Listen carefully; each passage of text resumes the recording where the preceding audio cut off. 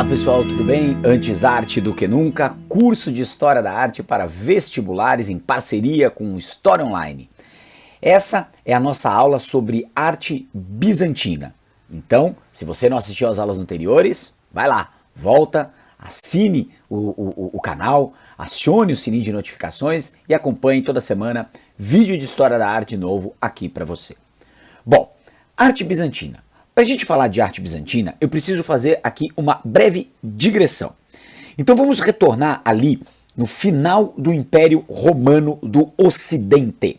Então vamos lá, a partir do século III, o cristianismo começa a se tornar uma religião majoritária dentro do Império Romano. Por uma série de razões que a gente não vai explorar aqui, o cristianismo exercia um verdadeiro fascínio sobre as camadas populares, as camadas mais empobrecidas, o que facilitava bastante a conversão. E isso começa a incomodar, de fato, claro, as autoridades romanas, que aliás tinham muita dificuldade de entender por que o cristianismo agradava tanto, né? Uma fé, né, no escuro, como se costuma dizer. Por que uma fé no escuro, né? Porque o cristianismo, ele exigia dos fiéis uma crença em algo que só viria após a morte, que é a salvação. Enquanto que a religião romana, a religião politeísta romana, ela tinha um sentido mais prático. Ela era uma religião, digamos, aplicável ao dia a dia. A morte tinha outro significado, a morte não era exatamente o fim, né? Se continuava a vida após a morte. Bom, mas enfim, eu estou dizendo tudo isso para você perceber como o cristianismo ele consegue ganhar espaço dentro do Império Romano, mesmo diante de perseguições brutais que ocorreram aí desde o surgimento do cristianismo lá no século I, lá na Palestina. Mas o fato que nos interessa aqui é aquelas práticas religiosas ligadas ao cristianismo, sobretudo a prática monoteísta, foi alvo de brutais perseguições. E por isso, no início do cristianismo, as manifestações que a gente chama de artísticas, né, a arte paleocristã, aula passada, elas só podiam ocorrer em espaços muito limitados, marginalizados, as catacumbas, pinturas criptografadas, codificadas, naturalmente. Só que o que aconteceu? Devido a esse crescimento e à própria crise do Império Romano, as autoridades romanas, as elites romanas, gradativamente começaram a se cristianizar. E, de fato, tudo começa a mudar de maneira considerável quando o imperador Constantino, lá no início do século IV, torna-se cristão e, mais do que isso, torna livre o culto cristão. Depois, inclusive, o imperador Teodósio vai oficializar o cristianismo e ali, nesse momento, nasce a Igreja Católica Apostólica Romana. Portanto, a Igreja é uma instituição romana que vai oficializar o cristianismo. E o que é oficializar o cristianismo? Dizer, olha, o cristianismo é isso, isso, isso, ser cristão é fazer isso, isso e isso. Então, a partir do momento em que o cristianismo se torna a religião oficial do Império Romano, a arte ela passa a ser um instrumento do próprio império. Percebe? É aqui que eu queria chegar. Então, a arte se torna um instrumento de conversão. E por que isso é importante? Porque nós estamos falando de pessoas que, na sua maioria, não sabiam ler ou escrever. E por que isso é um problema?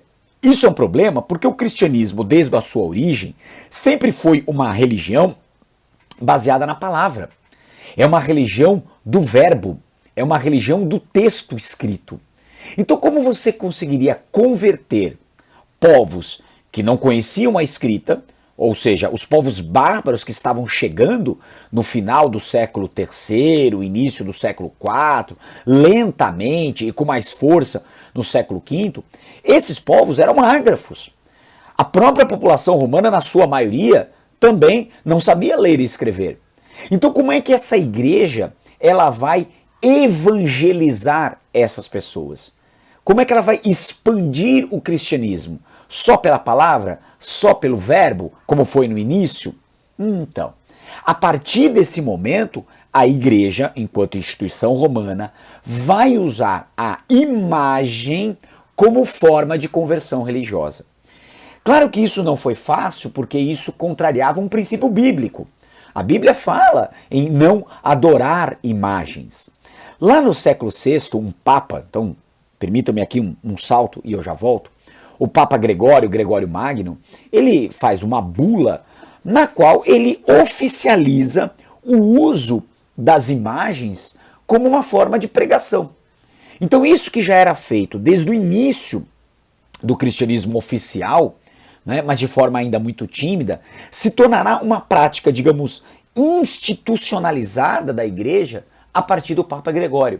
Vai dizer, olha, nós vamos evangelizar pela imagem. As imagens serão, né, uma espécie de Bíblia daqueles que não sabem ler. E quando, claro, ele foi criticado por isso, mas nós vamos adorar as imagens, isso vai contra o princípio bíblico. O Papa Gregório vai dizer, nós não iremos adorar imagens, nós iremos adorar por meio das imagens. Percebeu a diferença? Nós não vamos adorar imagens, nós vamos adorar por meio das imagens. E essa se torna uma prática muito eficaz da Igreja Católica no que tange a conversão dos pagãos, dos infiéis. Então, eu quis fazer esse retorno ao final do Império Romano para vocês perceberem o papel que a Igreja terá na difusão da arte. Tudo bem? E antes da gente ir para o Oriente para falar de arte bizantina, só mais uma coisinha que eu acho que é válido. A Igreja, naquele momento de queda do Império Romano, ela vai se valer dos antigos espaços arquitetônicos romanos para a realização dos seus cultos. Então, embora o Império estivesse desmoronando, a instituição Igreja não. E esses espaços arquitetônicos, que antes eram usados para diferentes funções, então, por exemplo, o Panteão Romano. O Panteão Romano era uma basílica dedicada às divindades.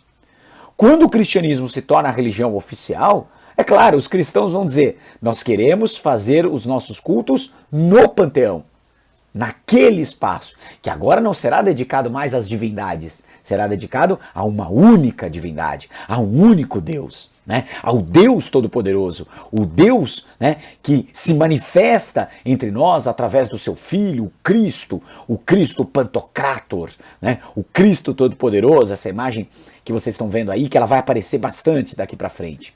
E outras basílicas, outros espaços, como eu falei, dedicados a outras atividades. Então, basílicas de mercado, basílicas de tribunais, também serão usadas como espaços de práticas religiosas. Então é muito interessante a gente notar que havia uma, digamos, uma simbiose entre esse Império Romano que está em decadência e essa igreja que está se afirmando. E esses espaços arquitetônicos vão oferecer esse abrigo para as práticas cristãs que vão sobreviver à queda do Império Romano. Tudo bem? Mas a gente vai tratar de arte no Ocidente cristão, ou seja, arte medieval cristã, numa próxima aula. Agora a gente vai para aquela parte do Império Romano que não sucumbiu às invasões bárbaras. E qual é essa parte? O Império Romano do Oriente, também conhecido como Império Bizantino. O Império Romano do Oriente, ele surge como tal no momento em que Roma já havia oficializado o culto cristão. Então, o imperador romano do Oriente, ele é um cristão. E a partir daí, o que a gente vai perceber no Império Romano do Oriente? Nós vamos perceber que haverá, agora sim, de maneira inequívoca, uma fusão entre política e religião. Aquilo que a gente vai chamar de cesaropapismo.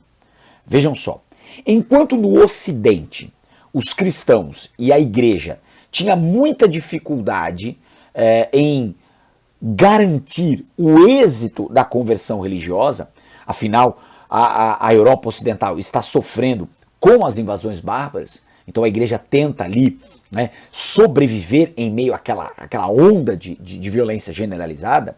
No Oriente isso não ocorre. E por que não ocorre lá no Oriente, o imperador bizantino, vai se mostrar alguém não só na liderança política, alguém que exercia a liderança política, mas como alguém que também vai exercer a liderança religiosa. De novo, cesaropapismo. Então, a partir daí, a gente vai falar de uma arte cristã imperial. Então, o que a gente chama de arte bizantina, a gente também pode chamar de uma arte cristã imperial. Percebe? Uma arte do Estado. E depois, a gente vai ver que essa mesma arte que nasce no Império Bizantino, esse estilo que nasce no Império Bizantino, ele vai se tornar um estilo internacional. Durante o governo do Justiniano, lá no século VI, houve inclusive uma tentativa de reconquista do Ocidente. Uma tentativa de ressuscitar o Império Romano do Ocidente que havia sucumbido. Então a gente vai perceber manifestações da arte bizantina fora do Império Bizantino. Por exemplo, na Península Itálica, na região de Ravenna, Classe, Veneza. Essas foram regiões que sofreram forte influência da arte bizantina. A Ravenna foi dominada pelos bizantinos ao longo do século VI. Em outras partes do sul da Europa, da bacia do Mediterrâneo, é possível encontrar manifestações da arte bizantina. Os bizantinos vão se expandir para aquilo que hoje é a Rússia. Então você terá também lá o estilo bizantino presente na Rússia. Aliás, a Rússia vai se tornar aí uma das principais nações a adotar o chamado cristianismo ortodoxo. Então é possível perceber permanências da arte bizantina pós queda do Império Bizantino e em áreas fora do Império Bizantino. Daí a gente dizer que a arte bizantina é uma arte internacional. Ela é uma arte que extrapola os limites do Império Bizantino e sobrevive à queda do Império Bizantino, principalmente na Rússia. Aliás, tem uma brincadeira que o Malevich faz, um grande artista russo, né, um vanguardista do suprematismo russo. O que o Malevich vai dizer é o seguinte: olha, nós aqui sempre fomos vanguardistas. A arte russa sempre foi uma arte de vanguarda, sempre foi uma arte de ruptura. E por que ele diz isso? Porque ele diz que no Oriente, que na Rússia, eles nunca estiveram presos aos princípios clássicos de arte, aos princípios renascentistas de arte. Eles sempre seguiram a arte bizantina. E a arte bizantina nunca foi clássica. Ela nunca foi renascentista, obviamente. Então, os russos, por se considerarem herdeiros da arte bizantina, sempre se consideraram à frente, né, vanguardistas de outros estilos de arte lá na Europa. Mas enfim, isso é uma brincadeira que o Malevich, um grande artista do movimento suprematista russo, vai fazer. Lá na frente teremos aulas também de suprematismo russo. Mas voltando, então a arte bizantina é uma arte imperial, mas que não se restringiu ao império. Portanto, se configurou como uma arte internacional. Né? E só mais um adendo. O principal museu de arte bizantina hoje está na Rússia, está em Moscou, que é o Museu Tretiakov, tá? Museu de Arte Bizantina. Tudo bem? Tá, então vamos lá. O que realmente marca esse estilo bizantino? Quais são os traços marcantes da arte bizantina? Primeiro, a natureza política dessa arte. Daí, mais uma vez, cesaropapismo. Então, esta fusão de política e religião que também se manifesta na arte. De que maneira? Então, observem de novo a figura do Cristo Pantocrator, o Cristo Todo-Poderoso. Então, reparem, é uma figura extremamente poderosa, é uma figura que se impõe diante dos fiéis. Então, uma marca da arte bizantina, ela é uma arte suntuosa, ela é uma arte de muita pompa, ela é uma arte de reverência. Por quê? Porque ela é uma arte do império. Não é por acaso que o Cristo, ele muitas vezes, ele aparece como um imperador. Percebe? A Virgem Maria aparece como uma imperatriz. Então, muitas vezes você não distingue, né, se é o Cristo ou se é o imperador Cristo.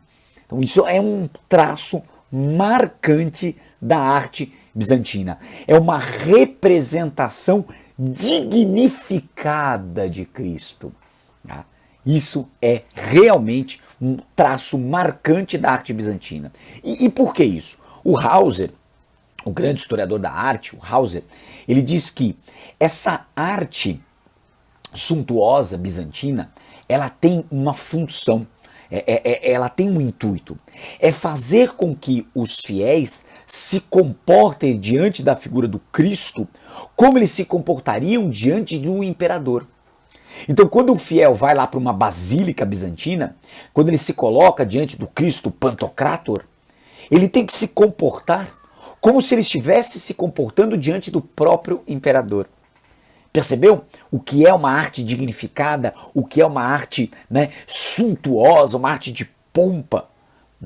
Então, existe toda uma atitude solene que os fiéis têm que ter diante das representações imagéticas do Cristo, da Virgem Maria e das figuras sagradas dentro da prática cristã. Ok? Outra coisa que é uma marca da arte bizantina.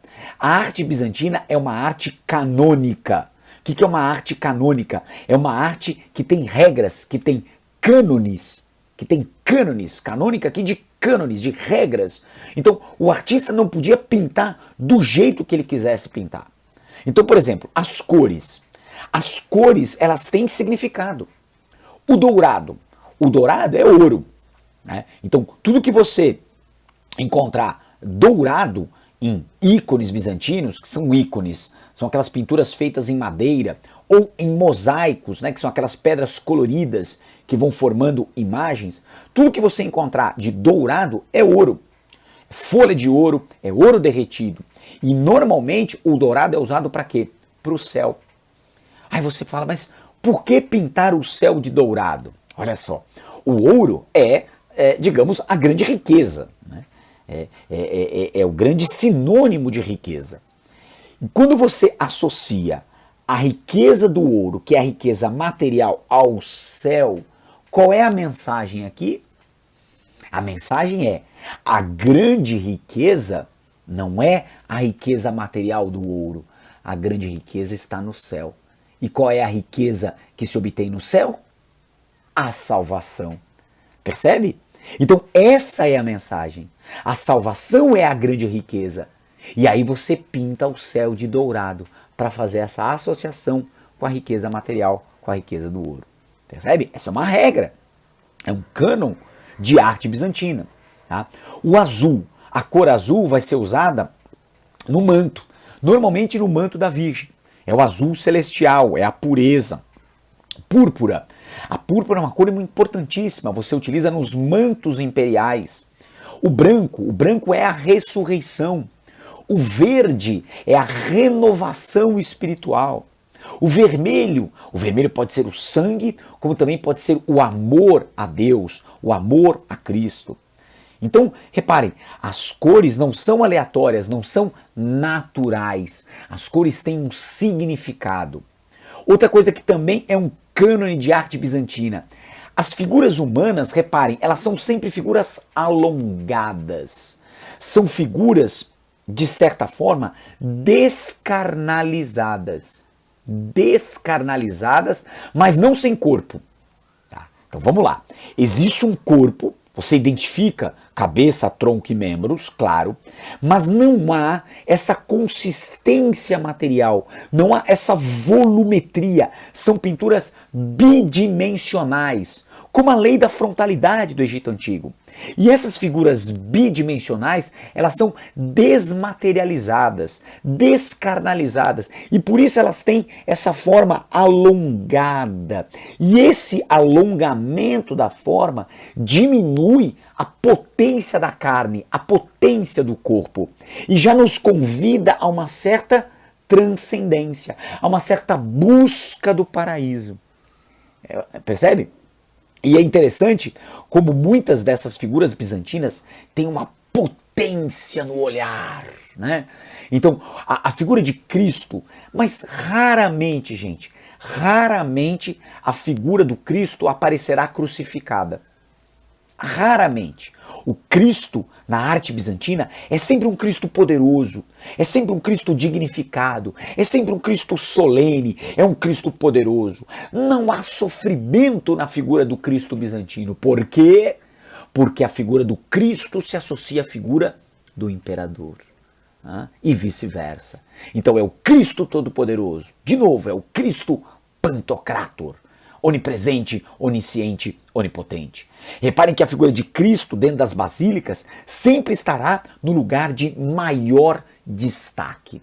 Isso é muito importante. Reparem nesse mosaico da corte de Justiniano.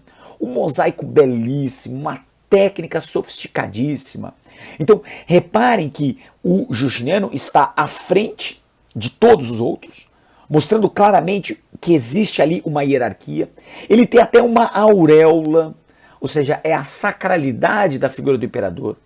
Ele tem de um lado as figuras da igreja, né, os sacerdotes, ele tem do outro lado os soldados, ele tem os ministros. Então, quando você estabelece essa configuração espacial, que é bidimensional, reparem aí, que tem as cores com seus significados, cores não naturais, mas você está dando, né, uma ideia muito clara desta associação entre o poder imperial e o poder religioso. O poder político, o poder militar, o poder religioso, né, essas coisas todas se retroalimentam. Então é essa a marca da arte bizantina, essa arte solene, essa arte que exige do observador uma postura dignificada. Olhem agora esses ícones bizantinos. Lembrando, ícone é uma pintura feita em madeira, né? São dois ícones diferentes, eles parecem realmente iguais, mas eles são diferentes. Tem detalhes diferentes. Mas por que eles são tão parecidos? Porque a arte bizantina é uma arte canônica. Você não pinta de qualquer jeito, você não faz mosaico de qualquer jeito, você não usa cores da maneira que você quiser. Tá? Então, existem regras. Então, a figura da Virgem é sempre representada, né, de uma mesma maneira. A figura do Cristo, olhem esse Cristo que está nos braços da Virgem, como é um Cristo já parecendo um adulto, né? É até um pouco estranho para nós que não estamos acostumados com essa representação do menino Jesus, né? Mas é um Cristo que ainda criança já é um Cristo todo poderoso. Ele é até um pouco bravo aí, né? Se você olhar. Então, olha a expressividade dos olhos, marca da arte bizantina, né? Esse expressionismo, calma, né? A expressão expressionismo é avant la lettre, como dizem os franceses, né? O expressionismo, claro, vai surgir muito tempo depois, né, gente? Mas daria para falar de um expressionismo bizantino, uma expressão avant la lettre, né? À frente do seu tempo, uma tradução mais literal. De novo aí a figura de um Cristo pantocrático, olha que potência de olhar, né? É óbvio que você vai se comportar diante desse Cristo de uma maneira mais, né, recolhida, de uma maneira mais humilde. Olha esse Cristo vitorioso, né? O Cristo vitorioso é um Cristo que pisa no leão, né? Que ele domina a potência, a força, ele é capaz de controlar a tudo e a todos, e ele pisa, né, com o outro pé na cobra. E a cobra a gente sabe muito bem o que significa, né, na liturgia cristã, pecado, né? Então ele controla os ímpetos selvagens representados pelo leão, ele controla o pecado que é a cobra, é o Cristo vitorioso. O Cristo que mesmo crucificado, olha só como ele aparece. Ele aparece de forma triunfal. Você vê as marcas das chagas, né? As chagas de Cristo, as perfurações das mãos, dos pés, mas olha como ele está ali numa atitude solene, dignificada, poderosa, né? Marca da arte bizantina. Mais alguns detalhes aí de mosaicos da Virgem. Olha a Virgem como imperatriz. Né? Lembre-se que a Teodora, a esposa de Justiniano, era uma figura importantíssima no governo dele, importantíssima, fundamental, eu diria. Né? Aqui, turma, é uma pintura que trata de um momento muito importante para a arte bizantina, que é o chamado movimento iconoclasta. Iconoclastia quer dizer destruição de imagens. Então lá, né, por volta do século XII, século XIII ali, houve algumas tentativas de se destruir as imagens do Império Bizantino. Né? Lembra daquela ideia do Carlos Magno? Nós não vamos adorar as imagens, nós vamos adorar através das imagens. Só que nem sempre isso foi uma prática. Muitos desses ícones bizantinos eram cultuados como se fossem verdadeiras divindades. E isso flertava com um certo politeísmo. E aí houve, por parte de alguns imperadores bizantinos, uma tentativa de eliminar essas imagens, esses ícones. E aí houve uma grande destruição de imagens pelo Império Bizantino, que a gente chama de movimento iconoclasta, tá? Mas que não, né, felizmente eu diria, não foi capaz de destruir todas essas imagens que vinham sendo produzidas ao longo da história da arte bizantina. E lembre-se, a arte bizantina é um estilo internacional, ela não está restrita ao Império Bizantino. A gente vai ver daqui a pouquinho algumas manifestações artísticas lá na Península Itálica, lá em Ravenna, né? Então a arte bizantina é um estilo internacional, tudo bem? E só para trazer mais alguns detalhes desses ícones bizantinos, por que eles eram tão adorados, né? Bom, primeiro porque eram ícones belíssimos do ponto de vista da sofisticação, do trabalho, né? Então imaginem esses ícones, eles eram repletos de pedras preciosas, folhas de ouro, né? Então você imagine quando a luz batia nesses ícones, batia nessas imagens, nessas pedras preciosas, aquilo refletia para os fiéis, uma luz muito poderosa. Uma luz muito poderosa. Então isso, claro, potencializava aquela ideia da evangelização pela imagem, né? E fortalecia o próprio sentimento religioso. Tá? Os ícones, de novo, eles tinham cânones, né? Então figuras alongadas. Tem uma curiosidade muito, muito interessante. O tamanho do rosto, ele seguia 3 vezes o tamanho do nariz, né? Então, pegava o nariz como referência, né? 3 vezes o tamanho do nariz era o tamanho do rosto, né? Então era um cânon, era uma regra perdão, da pintura bizantina. E vamos agora falar um pouquinho de arquitetura bizantina, né? A arquitetura, ela também cumpre um papel muito importante. E aqui eu vou destacar a Basílica de Santa Sofia, a Basílica da Santa Sabedoria, construída pelo imperador Justiniano. É uma basílica magnífica, né? Ela foi construída para ser também o palácio do próprio Justiniano. Então, ela não é só uma basílica, ela é uma basílica palácio. E aqui tem aspectos muito interessantes. Primeiro, essa basílica, ela apresenta uma simplicidade externa que contrasta com o luxo interno. Então você olha de fora uma basílica, não só de Santa Sofia, tá? Outras basílicas bizantinas são assim também. Por fora elas são muito simples. Elas são feitas de tijolos, né? E o tijolo, ele é um material mais leve do que a pedra, do que o mármore. Então existe aí, sim, um significado, que é você mostrar uma aparência frágil, pobre, né? Uma coisa quase franciscana, também aqui uma outra expressão, avant la lettre, né? Uma franciscana, uma aparência simples, mas que contrasta com o interior fulgurante, decorado de ouro, mosaicos, ícones belíssimas, né? E muito mármore dentro. Você fala, puxa, mas qual é o sentido do exterior ser simples e o interior ser tão fulgurante, ser tão rico, ser tão potente? Ora, isso tem a ver com a própria religião. Então veja, você não tem que se preocupar com a carne, com a matéria, com aquilo que os outros conseguem ver. A coisa mais importante é a sua fé, aquilo que está dentro de você.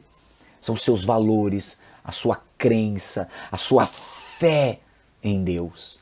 Percebe? Então, o que você tem dentro de você é muito mais importante do que aquilo que você tem do lado de fora. Então, olha como a arquitetura, ela representa essa questão religiosa, né? Então, aqui tem uma ideia muito interessante que é assim, a arte bizantina, ela não tem por finalidade representar, né, o sofrimento de Cristo, mas sim abrir os olhos dos fiéis para o esplendor do paraíso celestial. Então, quando você olha para as representações de Cristo, você não vê Cristo sofrendo. Quando você olha para uma basílica, né, a sua aparência pobre e frágil, mas quando você adentra ao espaço da basílica, é como se você estivesse adentrando no mundo celestial. Percebeu? Então, a arte bizantina, ela não te convida a sofrer como o Cristo, não. Ela te convida a acreditar, a ter fé, para que quando você adentrar ao espaço celestial, reproduzido na própria basílica, você sinta todo o esplendor da fé, né? Então, é essa a ideia. Hoje, claro, você olha para a Basílica de Santa Sofia, que já não é nem mais uma basílica, é um museu hoje, você repara que há uma série de grafias em árabe, que são grafias muçulmanas. Por quê? Porque num dado momento a Basílica de Santa Sofia foi transformada numa mesquita, quando o Império Bizantino caiu, né, perante a invasão dos turcos, né, os turcos otomanos que se tornaram muçulmanos, enfim, eles transformam a Basílica de Santa Sofia em uma mesquita. Então, muitos ícones foram apagados, tá? Muitas representações do Cristo Pantocrátor desapareceram. Algumas foram preservadas, mas por isso que você tem essas inscrições hoje na Basílica de Santa Sofia, os minaretes do lado de fora, tá? Então, ela foi durante um bom tempo uma mesquita. De novo, hoje é um museu, tá bom? É um museu. Aqui eu queria chamar a atenção para a cúpula da Basílica de Santa Sofia. Então, dentro de toda a Basílica Bizantina, você tem uma hierarquia de espaços. Hierarquia de espaços. Então, as representações do Cristo sempre serão feitas nos lugares de maior importância, de maior relevância. Então, por exemplo, você pega a cúpula da Basílica, no centro dessa cúpula você vai ter a imagem do Cristo Todo-Poderoso. Tá? A entrada de luz, olha que interessante aqui. Lá no Panteão Romano, que havia se transformado numa basílica, você tinha uma cúpula gigantesca, mas que era iluminada por um único, né, lugar, né, o óculo. Então tinha uma única entrada de luz, um único foco de luz. A Basílica de Santa Sofia, na sua cúpula, tem várias entradas de luz. Reparem aí. Isso potencializa a presença do próprio Cristo naquele espaço. Então, uma única luz lá na Basílica Romana, e aqui uma basílica grandiosa, tão grandiosa quanto. Aliás, ela é mais alta, né, a cúpula, tá, o seu espaço interno, e essa entrada de luz, ela é absolutamente potencializadora desse sentimento de fé. E por que ela tem várias janelas? Porque o material usado é mais leve, são tijolos. Então, esta leveza do material permite que você faça várias aberturas no edifício, diferente do Panteão, que é pedra, que é rocha. É mais difícil, é mais pesado. Então você confere à cúpula da Basílica de Santa Sofia essa ideia de leveza. Tá? Santa Sofia, ela tem esse diálogo muito grande com a arte clássica, com o próprio Panteão Romano, e ela é fundamental porque ela vai servir de padrão, de referência para a construção de outras basílicas fora do Império Bizantino. Lembra que eu falei? O Império Bizantino ele vai além das suas próprias fronteiras. Ele vai conquistar territórios na Península Itálica. E principalmente num lugar chamado Ravenna. Lá em Ravenna você tem várias basílicas que são construídas, muitas delas seguindo o modelo da Basílica de Santa Sofia. Tá? Você tem construções como o mausoléu de Gala Placídia, dedicada a esposa de um imperador bizantino, e é um mausoléu formidável em forma de cruz, que a gente chama de cruz grega. Ele é muito simples, muito singelo do lado de fora, mas quando você adentra é absolutamente maravilhoso, um interior fulgurante, luxuoso. Você tem as representações de Cristo, mas não o Cristo morto, mas não o Cristo que sofre, né? O Cristo como um pastor, o Cristo que conduz, né? O Cristo salvador, né? Reparem então como essas imagens permitem aquilo que, né, nós vimos, a chamada evangelização, uma narrativa. Todas aquelas regras de uso de cor, né, são mantidas também em Ravenna. A igreja de Santo Apolinário, uma igreja magnífica também, construída em Ravenna, uma cúpula formidável, né? Então, o Cristo Salvador, a posição das mãos, turma, aliás, é uma característica muito interessante da arte bizantina, né? Então, geralmente os cristãos, lá em Roma, no Ocidente, rezavam assim, com essa posição das mãos. O Império Bizantino, ele vai estabelecer outras formas de você ter um gestual. E o mais comum é esse gestual assim, ó, né? Essa posição com os 3 dedos levantados. E isso vem de uma retórica clássica. Normalmente quem queria pedir a palavra fazia assim, peço a palavra, né? Mas a partir daí você vai dar outros significados a esses 3 dedos levantados, que podem ser a Santíssima Trindade, né? Pai, Filho e Espírito Santo. Podem ser também uma referência ao nome do próprio Cristo. Então existe todo um gestual cristão que a arte bizantina vai consolidar. O Ernest Gombrich, um outro historiador da arte, tem um ensaio formidável onde ele analisa, né, somente o gestual cristão e os seus significados. Isso está muito presente na arte bizantina. Mas voltando, eu trago também aqui a famosíssima Basílica de São Marcos em Veneza. É uma basílica bizantina, gente. É uma basílica bizantina feita seguindo aquelas regras da Basílica de Santa Sofia.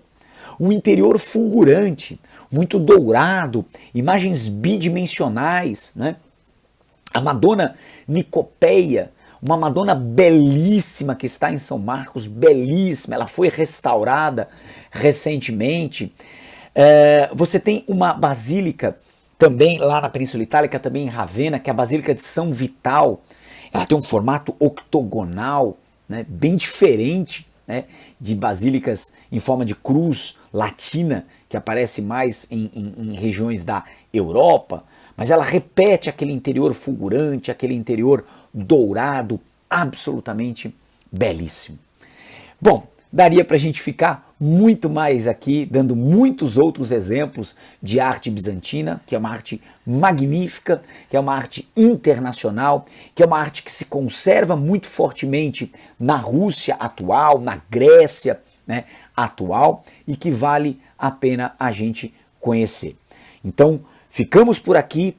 Arte bizantina, história da arte para vestibulares, uma parceria Antes Arte do que Nunca e História Online.